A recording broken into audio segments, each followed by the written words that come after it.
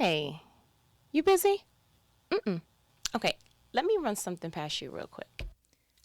Have you ever been in the zone where you felt like, or the season in your life that you felt like, I'm getting closer to what is my most optimum place in life? I'm getting closer to identifying the right path of where I'm supposed to go, who I'm supposed to be around, where you're finally putting together the elements of the experience that you had and what God's trying to show you, and you like, I feel close.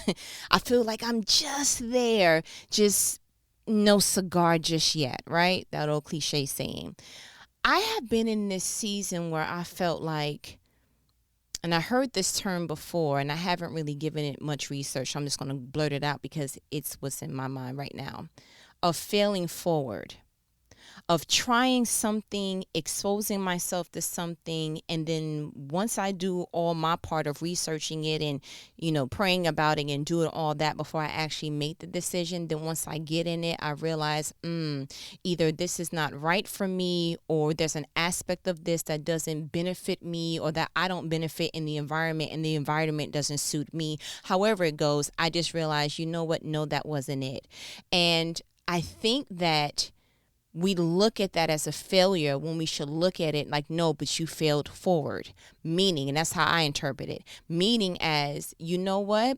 It may not have been for you, but you're closer to figuring out what is. That relationship may not have been for you, but now you have identified what you don't want in your next relationship, what characteristics you're going to watch out for, what red flags you're not going to go ahead and just say, maybe it's pink. No, the flag is red. Pay attention to it. That when you go ahead and you're looking at your next place of residence, that you're going to go ahead and look in the corners and make sure that there's no bugs, or you're going to make sure you're looking at the neighbors, and you're going to drive past it at certain times on Saturdays at night to see if you want to wake up to that on a Saturday morning, to see if you want to go ahead and be next to the person that loves the sound of the boombox at night while you're trying to get good sleep. But that it didn't fit you just right that particular time, that you didn't nail it that particular time, but you know what? That failure is going to propel you forward to where God has you and wants to take you.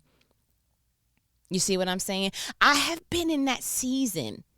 And I have been in that season first on a reluctant side, meaning that I felt like, bruh, you too old to be trying to figure out what you want to do. You too old to be figuring out how you want to go ahead and maneuver your career. You're too old. And I had to rebuke that thought process in and of itself.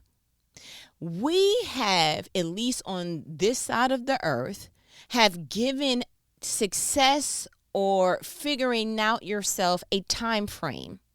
You should be married by this time. You should have a kid by this time. You should have been this far in your career this time. You should blah, blah, by this time, by this time, by this time. And if you meet someone that they're 30, but they're saying, oh, they still live at home with their parents, you like, But you don't even know that person probably got more in the bank than you. They probably learned how to invest. They probably went ahead and said, there's no reason as a single why I should be going ahead and getting in debt or giving somebody else their money. I'll go ahead and help out my parents and let my parents help me out while I'm trying to figure out my life. I'm not living at home with a family of four and it's cramped. And so you may have the wrong ideology of why I'm doing what I'm doing. And just because it doesn't fit your norm, you're not going to make my plan taboo.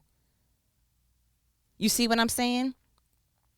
And so I want to take by the ears and shake and rattle and dismiss that thing that does not allow you to fail forward. I hate the fact that when someone's trying to come into themselves or reinvent themselves, it's called a midlife crisis. That is so disheartening. Why would you coin something so negatively when it's such a awakening experience? When someone actually has the space in their life to say, okay, if money wasn't an issue, with all my talents and everything that I have, what would I want to spend the rest decade or two doing for the rest of my life? I want to wake up and it have meaning. Maybe that person felt like in their life they had to work that particular job because of the responsibilities that they had at that time. They had young children. They had children in an expensive school. They had that particular debt. So it was certain things that people had to do. And so when someone gets to a place in their life that they feel like, you know what, I don't have that had to do pressure on me anymore. So now I can go ahead and open the windows and the fumes are going in this room. And now that I can see it clearly, I want to back out and take all the furniture out and say, how would I redecorate this so that I'm comfortable in my life, in my skin, in my position, in my career, with my friends, with my spouse for the rest of my life. And that takes doing something that other people may look at like, huh? But like I said, don't let somebody else's norm of what you should be doing be a taboo moment for you. I heard this term also, don't let anyone yuck your yum. Meaning if something is fulfilling to you, don't let someone walk past your life and give a ugh to what you're doing. And so I have just been in that zone. That is like, what do you want to do? And hush the noise of everyone else. And hush the noise of, you know what, it may not be the best time. You know what, you're going to have to create this space for the best time. You're going to have to give a time frame for what you're willing to do. Real talk, when I read in 1 Kings that it took Solomon 7 years to build what he wanted to build as the temple of God. When I saw that it took him 7 years to finish, the first thing that my natural mind said, this is my natural thinking, I was like, bruh, 7 years? And I'm reading how fancy it is, the cedar and you know, he was building stuff on the outskirts so that you wouldn't hear the like, what was that? I had to cough real quick. Hold on. Ugh, I don't know what that was. That was excitement. Got to come on out. Okay, great. All right, and we're back. Wait, hold on. My eyes is watering. Oh, I may have to put you on hold, get something to drink, because I had some salsa. Hold on. Ain't working well, and that's fine. Okay, moving forward. So the first thing that I thought was, why didn't you scale back, sir? Because of the stuff that he was using in the gold. Like, he was really, like, there was no expense. Like, Solomon was like, just throw it in a bag. Oh. And what I was saying before the cough attack came on was that he was having them build stuff in another location so that where he wanted the temple of the Lord, he didn't want there to be any sounds of construction there. And so I looked at so many different things that he could have did differently that would have equated to a faster resolve. But I heard the Holy Spirit so gently nudge me and was like, but he didn't want to do that. He wanted the best to be put into building this temple of the Lord. He knew that his father David wanted to, but God forbid him to do that because he had blood on his hands with Uriah's wife and some other things. So God was like, nah, chill, but your son can do it. So maybe he felt like if God trusted that I can do it, then I want to give it my very best. And I couldn't imagine seeing 7 years worth of material, expensive material, seeing that the time frame was probably stretched out even more because construction is happening somewhere else. And then you're having them, towed it to somewhere else. And so it's like, I couldn't imagine sitting next to him and continue to cheer him on for 7 years. But you know what was amazing to me? I said that must have been something that Solomon really, really wanted to do, to know that no matter how long it takes, I'm going to fulfill the desire of my heart for this temple of the Lord. And it made me G-check myself. Like, are you looking at certain things in your life and giving it time frames and going, it takes so long? Yeah, but nah. Like, Solomon could have held off on the gold and could have held off on the pillars and the beams and the way that he was making the ceilings, and the way that he was making the outskirts and the inner court and the outer court. He could have shaved a lot of that down, but when he looked back on his result, would he have been satisfied? Would he have been satisfied with the quicker result? Just because maybe, somebody else in his camp was like, this is getting expensive. Okay. This is taking a long time. Okay. The weather gets inclement around this time and it kind of, works against actually building. Okay. He was willing to factor all that in and still say, okay, but I'm still going to move forward with something that I desire to do. And whenever I'm in a season, God goes ahead and puts things in front of me that just corresponds and relates to where I'm currently at.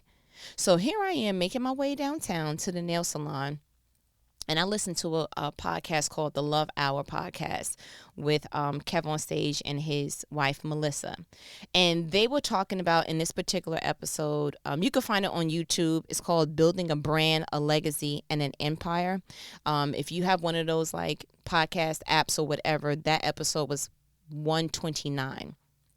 And Kevin started to talk about something that really piqued my interest. And I don't even want to try to paraphrase. Like, I want you to hear exactly what I heard. And then we're going to come back and talk about it. But like, listen, and I need you to pay attention. Like, I don't want you playing a game on the side. And like, literally, if for no other part, please pay attention to this. So we pretty much going to pick up on when they started talking about what I think was dope. Please hold.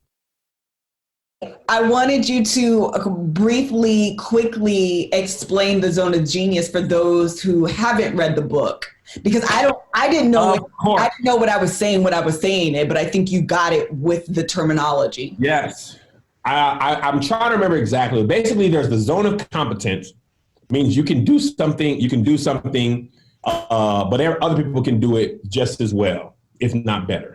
There's a zone of excellence where you do something and not many people in your trade or craft can do it well, right? And there's a zone of genius where you are operating fully in something you excel at. It comes easy to you and other people cannot do it nearly as well. Let's take Beyonce for an example. Okay. Beyonce was great. Mm-hmm. Beyonce was great in Destiny's Child. She was a fantastic singer. She was a fantastic lead singer, right? That's her zone of competence or excellence. Beyonce as an actress in Austin Powers is competent. She can act, but there's a lot more people who do this much better than she does. Right? I love you, B, but it's a lot more people. Yeah. Her zone of genius. Might be a little generous, but keep going. Right. Her zone of genius is her Coachella performance. Sure. When you're watching that, you're like, there is not many people on earth that can command this stage and do what she is doing right now. Hardly anybody can do this. So for Beyonce to be at her best, it's better for her to spend her time preparing to do the Coachella performance and Lemonade the album than acting in Obsessed, where she stinks as an actress. She stinks in Austin Powers, but she is genius level at being Beyonce at Coachella, where you're like, oh, she is in her MFing better bag. than Michael Jackson.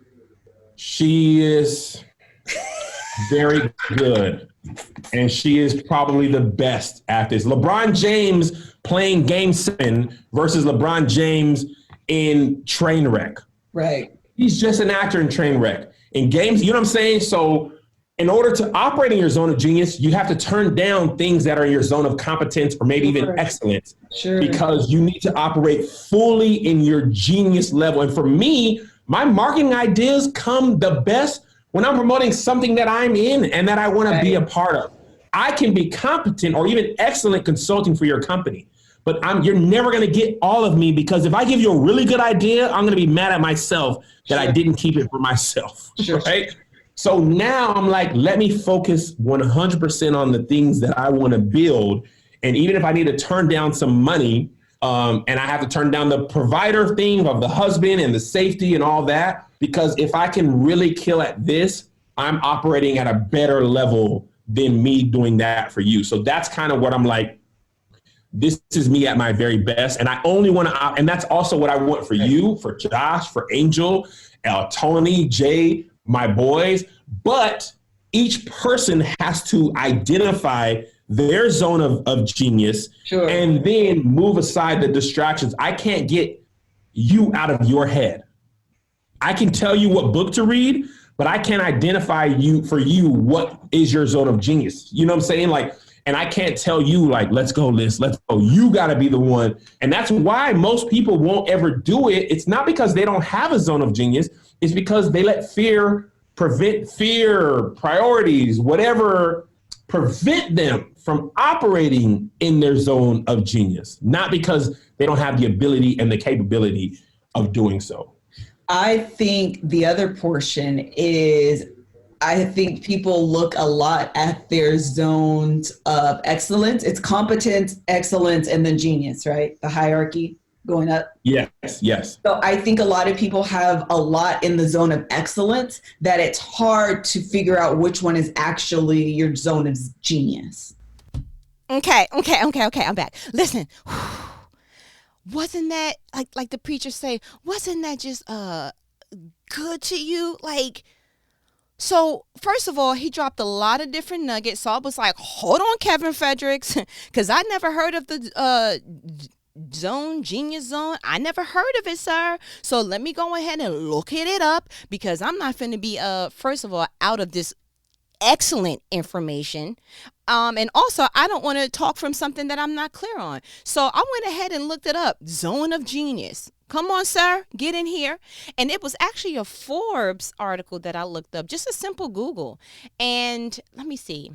Okay, so I'm going to just read from it because I just feel like, my goodness. So it says, the problem with the zone of excellence. Well, let me start from the top. Most people build their careers in their zone of excellence, the area of life in which your skills are proficient. The problem with the zone of excellence, and the reason why so many people in it are most unhappy, is that it is the mastery of that which already exists. It is building out others people's pre-existing needs and ideas. It is a fine line away from the zone of genius, the mental state in which you are actually thriving. And so apparently this is from Gary Hendricks, identified 4 different zones of function in his book, The Big Leap. And I think that they brought it up in that podcast because that was the book that they were reading for that particular time. And it's actually 4 zones. Kevin mentioned 3, but that's why I wanted to go in a little deeper. The first zone is the zone of incompetence. In this zone, mind you, this is all from Forbes.com. Like, I got straight from the article. You can go ahead and read it, but we're going to share it like a family. First zone of incompetence. In this zone, you are engaging in something you inherently do not understand or are not skilled at. For example, for me, sales get me out of here, bruh. Having to sell someone something, even if I believe in it, is my kryptonite. I don't have a desire for it. I could be good at it. I think I had to do a couple of sell things in my day. I think the 2 experiences that I had was when I was a teller, I had to cross sell some of the bank's products, right? Okay, yay, boo. I did it because I had a quota to meet that was a part of my job description and duties. So I did it out of that. And it was like, oh, okay, I just need to start the conversation. I need to have someone else land it. Okay. And then I was an assistant manager at a shoe store when I lived in New York. And, having someone come in and be like, hey, can I see those in a size whatever, was nothing for me to go to the back and be like, oh, they don't have it in this size, but let me bring out a few other options that's around this style. To me, that's not selling. That's you already came in with the preconceived notion that you were going to buy or do some kind of work. I'm just saying, hey, what about this transaction?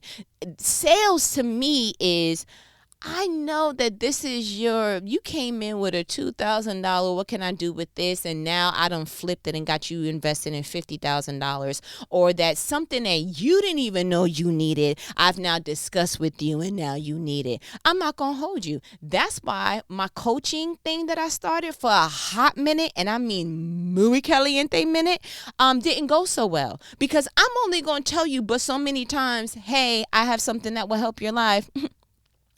Hey, StriveNinspire. Hey, it's only so many times I'm going to do that. I don't want to do it. I do not do well in the marketing of something and getting someone to see. And it's not my strong point. I don't want to do it. So in this zone, this will very much be my zone of incompetence. Second zone, the zone of competence. In this zone, you are doing what you are efficient at, but recognize that many people are likewise efficient at it, thus not distinguishing your capabilities in any significant way. To me, this is something like, okay, you do scanning good at the grocery store. Okay, scanning is not, listen, you probably are friendly. Okay. And that personable trait's going to take you far. But guess what? it's not something that sets you apart, because now stores have self-checkout, sir, ma'am. Yeah, if your job description of being the scanner or the bagger was just something that is like, listen, this is just for an elite group of people, they wouldn't have it where Robbie, Bobby, Ricky, and Mike or anyone could do it. So to me, it's like, yeah, you scan well, but so does everybody else. So what? Like, what that mean? I mean, that's cute, but there's other people. It's not a dime a dozen. It's literally everyone could possibly do that. When my daughter was younger, that was something that was fun to her, because she scanned. And literally, she probably couldn't even spell scan. And she did good at it. Just poop, you like the noise, put it in the bag. Good job. Poop, you like the Mommy, can I put the money in? Sure. Listen, it's so easy, a baby can do it. Right? So that's pretty much the zone of competence. 3, the zone of excellence. In this zone, you are doing something you are tremendously skilled at. Often, the zone of excellence is cultivated, is practiced, and established over time. Let me explain something to you. I don't know if you know your girl, right? I don't know if you know your girl, but the talk realm, speaking realm, anything to conjure up conversation, raise my hand. Yeah, I'm your girl. It is nothing for me to spark up something conversation wise, let someone feel warm and welcome, get inspired by something that someone said. That's why half of the conversations that we have is, guess what happened to me today? Because I get so much material from just living everyday life. Like, I know sometimes you be on the other line like, watch, she gonna say something happened to her today. But it really did, though.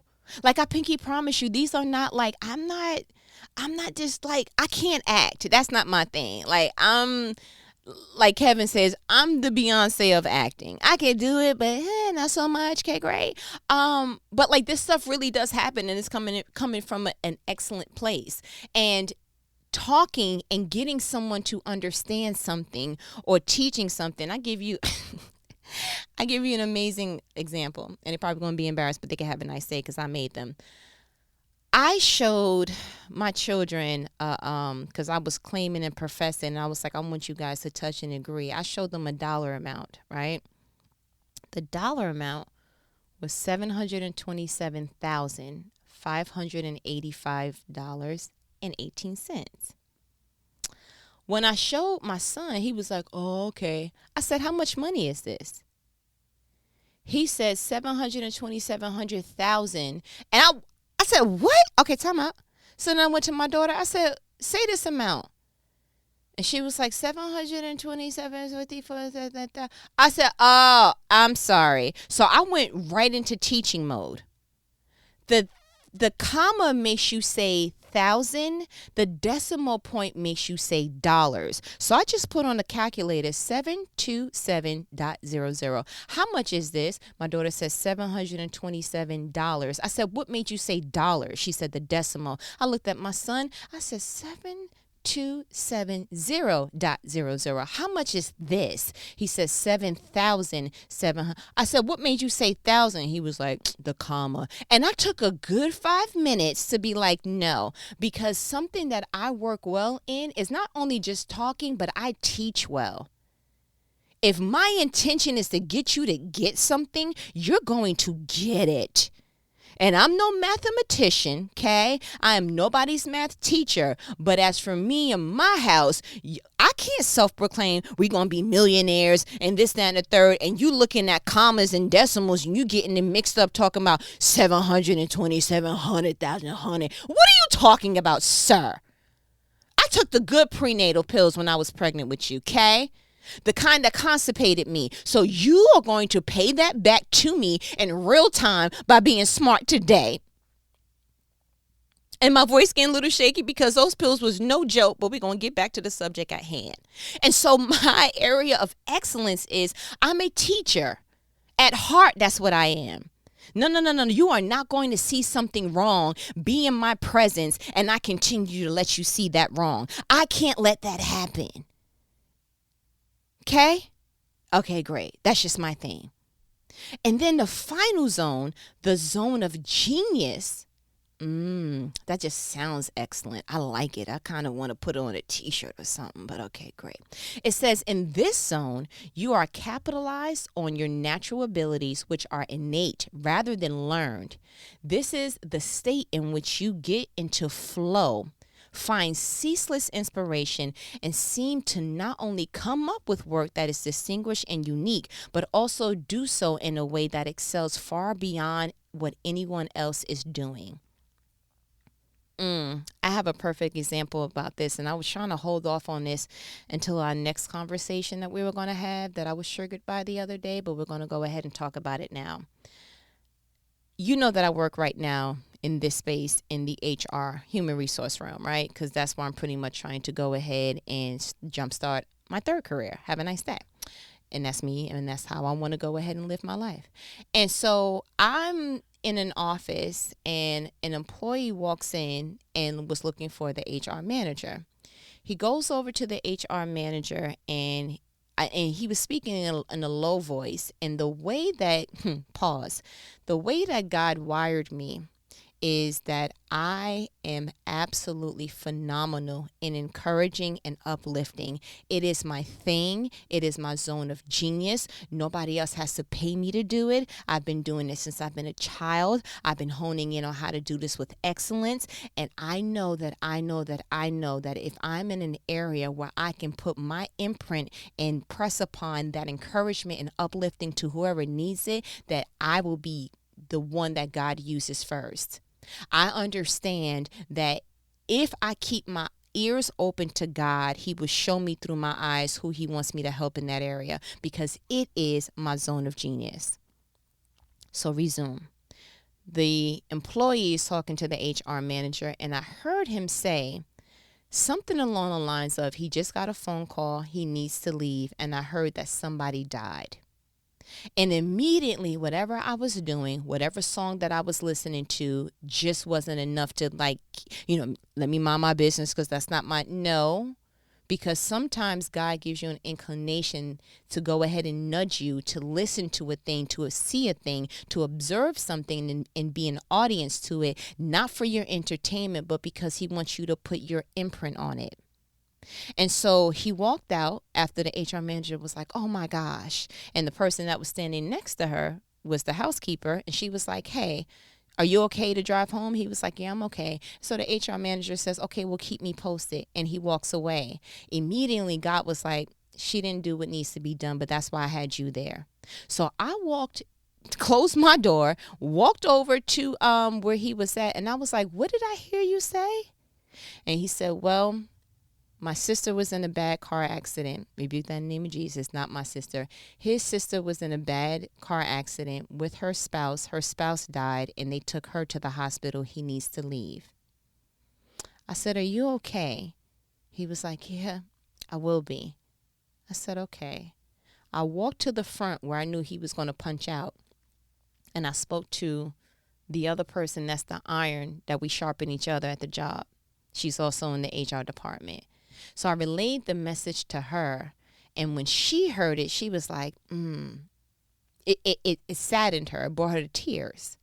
And so at that time, when she was able to get herself together, he came out and he said, when it rains, it pours. And so I asked him to go a little bit deeper into that, and he explained that he just lost his older brother last year, and then couple of months ago he just lost his other brother, and then not today. He was like, when it rains it pours, and he's just trying to, he's an older man. He's about 67, I think he last told me, and he's the CPR teacher, so he comes in and he teaches and he goes about his business, and he's just, to me, he has that aura of the granddad everybody loves. You see what I'm saying?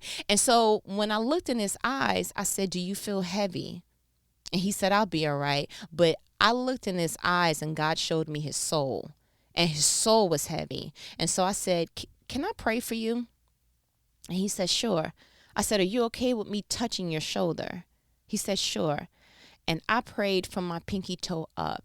I was a little nervous, but I knew that God put me in that opportunity for a time such as this.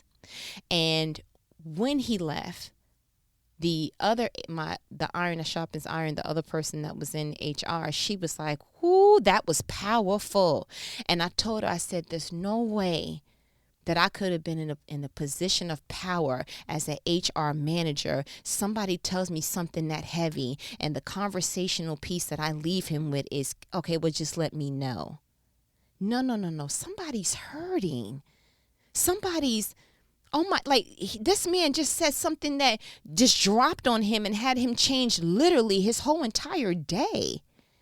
And so what the response was from my coworker was, you know what?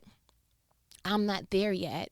I feel like I take on what people feel and I just stay there. I said, but that's your wiring. Maybe God wired you that when somebody's feeling something, you get in the boat with them and you hug them and you like, I feel you and I'm here with you. And that just may be your gift. That just may be your wiring. My wiring is I see somebody down and God uses the area of excellence, which is my mouth, which is my words, which is my connection to God. And he says, do what you do best, baby. And I said, God, let's go. Put me in, coach. And I saw hurt and I turned it around to healing. I saw hurt and I turned it around to uplifting. Not because I'm great, not because I'm Jesus Jr., but because I know my zone of genius. And God knew. I said, God, if you put me anywhere where somebody needs me, I will be used. I don't care if it inconveniences me. I don't care if it interrupts me. Because when I saw Jesus moving and how Jesus moved, I said every time that he did something great for somebody else, he was interrupted to where he was going. I could have sat in my office and been like, listen, well, that's how she handles it. If I ever was in her position as an HR manager, I wouldn't carry it that way. But it has to be bigger than that. It has to be to the point that you like, yo, if it's in my line of scrimmage, if I can see it, if it's in my sight, if I can hear it, if it's in a zone where I can hear it, I can see it, any of my senses, then that means that I'm a part of it. And if I'm a part of something, then it cannot leave without my imprint. Because God gave me a certain set of skills, almost like Liam. It's like a taking. He gave me a certain set of skills that if I don't use it, other people suffer. No way that man was going to leave that facility with that heavy information and have to drive to go see his sister and have to do all that. No way. And you know what he said to me after I prayed? Thank you. Can you also pray for my family? I said, I pinky promised I would. I pinky promise that I will. There are too many people, as I've been singing, and it's been echoing in our conversations lately. It is too many people in positions of power with poisonous hearts.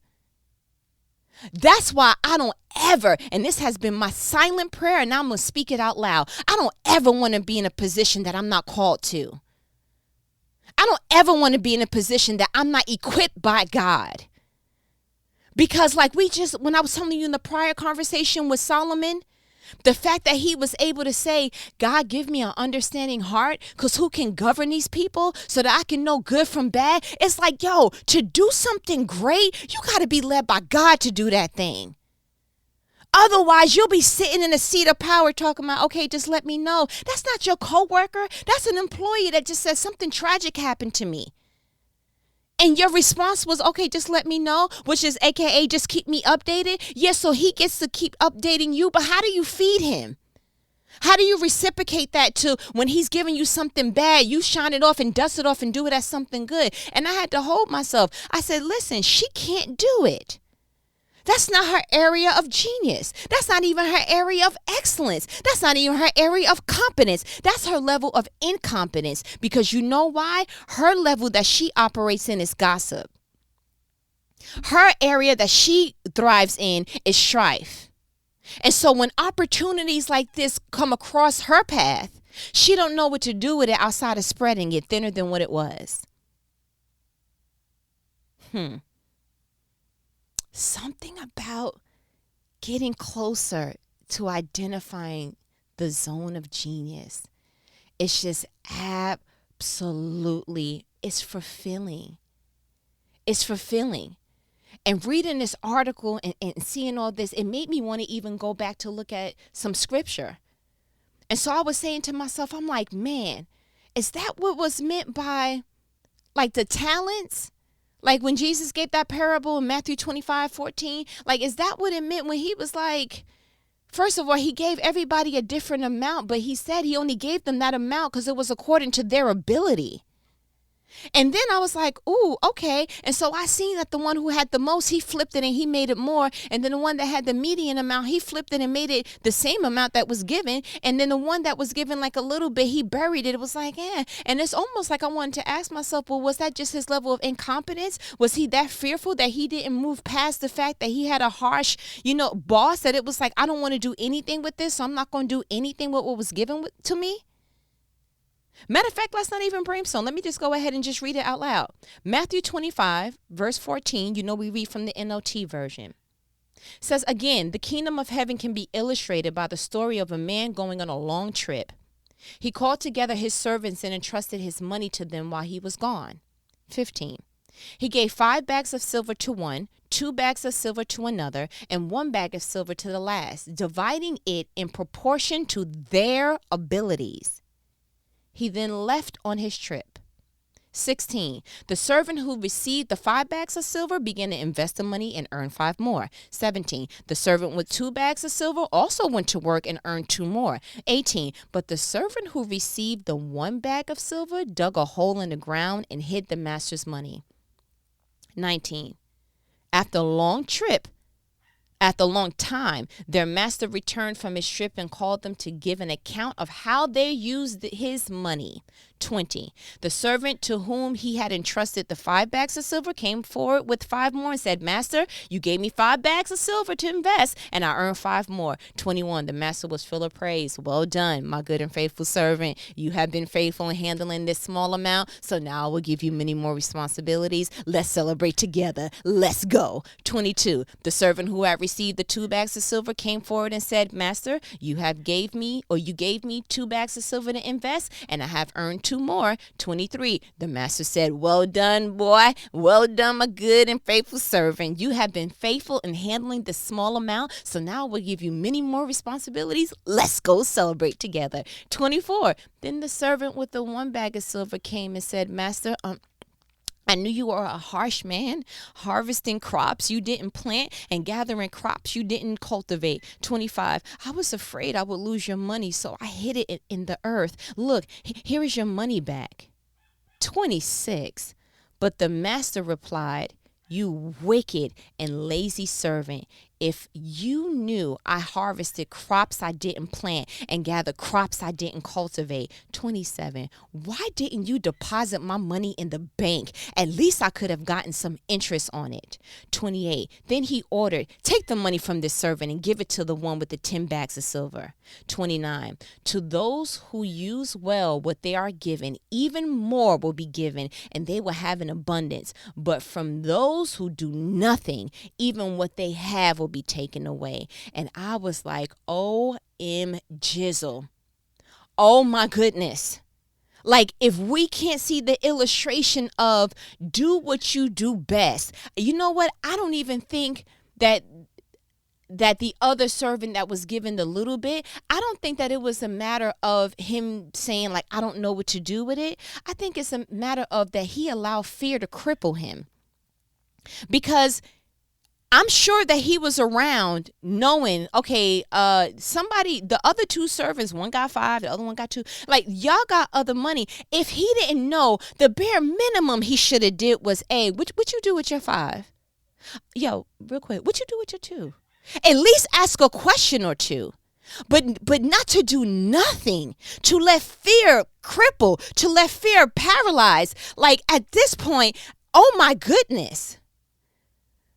It's like, could you have done something better? No longer could you use the excuse of, I didn't know. Did you try to find out? Especially in this era, there is too much information. There is Google. There is seminars you can go to. There is YouTube University. There is so many that you cannot no longer say, I didn't know what to do with my talent. I didn't know what to do with my money. I didn't know what to do with my family, my career. There is too much information out there now in these days. And at some point, you're going to have to be responsible with what did you do with it? Because even though that this is a parable, it's real talk. You're going to be asked that at the end of your life. Not to be morbid or anything, but you're going to be asked that. And God is not going to want to hear, I couldn't get ahead because of the corporate world, or, I had too many responsibilities, and then I had kids at this time, and then I went and got married, and then I moved to this part, and it's not really no money in this part of the earth. And then and God's going to look at you like, really? The least you could have done was just go ahead and do a little bit. Just put it away for the rainy day. Do something with it. You didn't do anything? Like nothing at all? Almost like I didn't give you anything. Like maybe the boss was so upset at the dude who did nothing with the talents because you almost reflected like I didn't give you anything, or that you looked at what was given to you like it wasn't much. Are you looking at your gifts that way? Like, are you looking at how you do a thing, but someone who does it better, so you're like, eh. Or you're looking at what you have, but looking at somebody else's gift, and you like, see, if I had that, I would really, I would do this, and but I only have this talent. So I went ahead and looked that up in Romans 12:8. That's why it is the mantra of everything that I do. For inspiring, for encouraging, for all things uplifting. 12:8, Romans 12:8. If your gift is to encourage others, be encouraging. If it is giving, give generously. If God has given you leadership ability, take the responsibility seriously. And if you have a gift for showing kindness to others, do it gladly. I remember there was once a time that I looked at my husband and I was like, man, I wish I had your calling. Because God called my husband to be a pastor. He called my husband to open up a church. He called my husband. He ordained him. My husband knows exactly what God wants him to do. And I said, man, that would feel so much more comfortable to me than trying to figure out what I'm supposed to do. I felt like knowing, okay, I'm supposed to build a church, that it would just be, okay, so I just need to go ahead and focus my attention on the how-tos, right? My husband looked at me, and I had this conversation with you before. My husband looked at me and was like, what? I would love to have your calling. It's like everything you do, if you have an interest within it or to it, it cultivates it. It grows. It's like you can take anything and say, I want to do this and be great at it. That's amazing to me. And I was like, that feels unstable to me. He was like, no, that's encouraging to see that you can go from one thing to another and say, I want to do this and I want to do that. And you just leaving tracks of excellence as you go. It's like everything that you approach, it's like you put your hand to it and it's just excellent. And I'm like, really? That's how you see it, sir? Because I see yours like I'm a planner. So I see yours as, okay, God put it as the aim, right? Aim and objective, open up a church. Cool. And I'm going to spend the rest of my days trying to figure out how to do that in excellence. Me, I'm like, well, I'm good at this, but I'm also good at that. But then and so I'm moving with what I think I'm good at, what I think I want to do. I sample it, I get exposed to it, I taste it, and then I realize, that's too bland. That's too salty. I'm sorry, the spice in that is too much. And I'm looking at certain things and I'm like, man, am I ever going to find something that I like to eat? And my husband is like, but look at all that you're getting exposed to. It's honorable. And I'm like, really? So now that I can put it into zones and realize, just go into your zone of genius, I can really start to manifest and cultivate, because I'm good at decorating. I think that I do well with the decor thing. I could evoke an emotion in you because I wanted you to feel that with this color scheme, but then I wanted you to feel relaxed. So I put this color scheme. And it's a couple of things that I'm good at, but I wouldn't feel fulfilled being in interior decorating for the rest of my life. Trust and believe, went ahead and looked up how to do that and what school to go to and blah, blah, blah. But it wasn't the utopic part of my soul that felt like, man, if I did that every day, I would feel like I never went to work. It wasn't that, but I'm good at it. I'm also good at proving a point, but I'm not good at teaching. I don't have the patience for it. I can do those little, like I did with my children with the numbers. I can do that little 5-10 minute situation, and then I'm done. Have a nice day. You can have a nice day because I'm done. I'm irritated. Even in that 5 to 10 minutes, I told my daughter, you say 1,000 one more time when you see a decimal, you're gonna have a problem. I can't tell nobody's child that. And being in a public school setting, being all kind of trouble at the principal's office as an adult, I'm not finna put myself through that kind of whatever. So now that I know how to cultivate a thing, what to narrow it down to, I started seeing things differently. I reposted something after Chadwick Boseman once he passed, and it has been lingering in my mind, and I wanted to read it to you. It says, and this is a quote exactly from him. You know Chadwick, Wakanda forever, him, right? The excellent Black Panther, you understand? So it says, when I stand before God at the end of my life, I will hope that I would not have a single bit of talent left and could say, I used everything you gave me. Oh my goodness, gosh. And you know what the beautiful part is? We recognize that he did that. We recognize once he passed that he accomplished exactly that. So as far as I'm concerned, well done, thy faithful servant. Well done, thy faithful servant. My challenge to you is to have a humble assessment of yourself. That's why I have these conversations like, do you know yourself, and all these other conversations, because it's important to your livelihood. It's important to your calling. It's important to where God is taking you. You need to know you to know where you're supposed to be and where you're not supposed to be. I want you to go back and identify the 4 zones. The area of incompetence, the area of competence, the zone of excellence, the zone of genius. But I want you to spend your very waking breath, every moment, every second that God gives you, you should be honing in on your zone of genius. I know that I am, especially after reading this.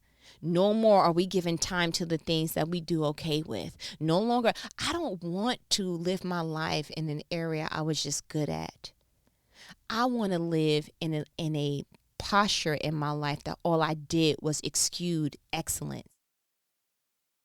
That the connections in my life looks like excellence just grew and manifested to the point that I was able to teach other people what I knew, tell other people what I know, without feeling like that crab in a barrel type of mentality where it's like, I don't want you to know, because if you know, you may take my idea. Listen, you can't take something that I'm genius in. And even if you did, it would never be the way that I do it. You know what? Apple probably did not create the first computer ever. And I know that they didn't. But there's other computers out there, right? And what if Apple felt like, no. I don't want everybody knowing how we do our situation and how we go ahead and put together, the iOS. And because, somebody may copy it. Let me explain something to you. I feel that them people over there in Apple are so competent that they're like, Acer, Dell, HP, whatever y'all want to call yourselves. You can go ahead and put your ear in. You could even have spies, covered as employees, but you would never be able to duplicate Apple because that's the imprint that God put on me. I want you to identify exactly that. I purposely and unpurposely, unintentionally, made this the longest convo that we've had up to date because this is important. When I talk about the rest of your life, I don't play when it comes to that because we already know life is fleeting. And we don't know the days and we don't know all these different things. But what we do know is as long as we have another day, that means that God said, okay, then you should be closer to today, which you weren't closer to yesterday. Do you understand what I'm trying to drive home? Please shake your head. Yes. You shaking your head? Yes. A little bit. Okay. Thank you so much. I want us to be great together. I want us to be great as a community. I want us to reach a level that no one else Like when you look at your circle and you look at the people around you and you look at your own steps, I want you to see there's nothing but geniuses around you in their own particular way with their own particular wiring. I want you to see geniuses within you and around you. Do you understand that? You're not in trouble, but I had to say it that way. But I feel like you got what you needed. You know what these conversations are. They are life-provoking conversations. Conversations that not everybody else is going to give you, but you know what? You can count on your girl. Do you understand that? Okay, great. All right, but I know you heard my dog barking in the middle of that, so I'm going to go ahead and see what he's doing, and he may get these hands. I don't know how that goes. Yes, I got a dog. Yes, if you've been following me on anybody's social media platforms, you would have known that, but I digress. So I'm going to go ahead and let me go. We'll talk later, okay? Later.